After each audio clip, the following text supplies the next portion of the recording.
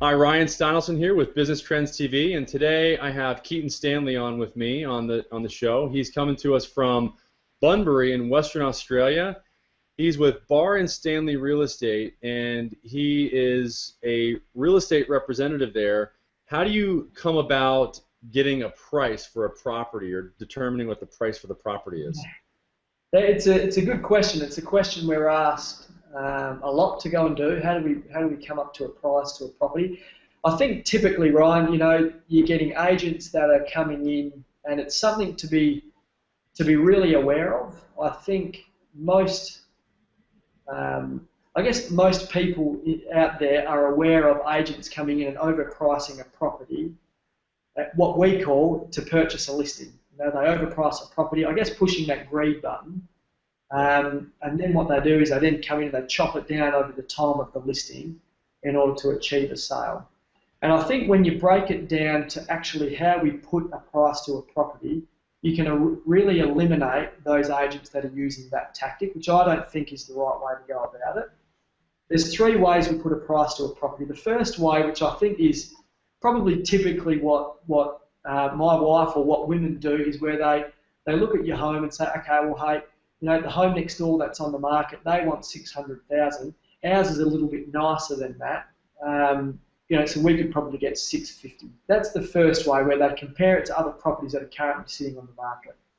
The second way is where they go through, and this is probably what you and I would do, or typically us blokes, where we go through and say, okay, well, the land cost us this, the house would cost this, the shed, the pool, and you add all of that up, and that's what we call the replacement cost, or the summation method style of appraising.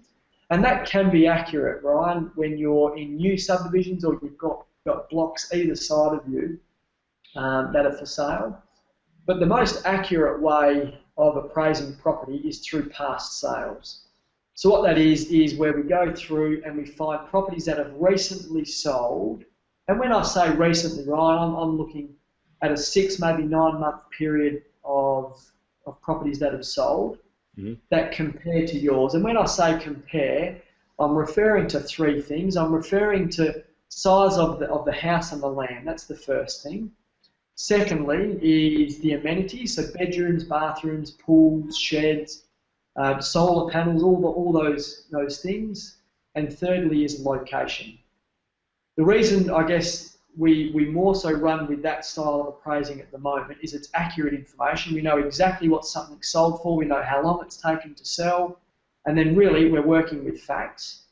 So when you look at those three ways of appraising, it really eliminates those that are coming in and I guess telling you, hey, it's worth 800,000, you think it's great, when really all the facts are saying, well, hey, it's actually really only worth $610,000.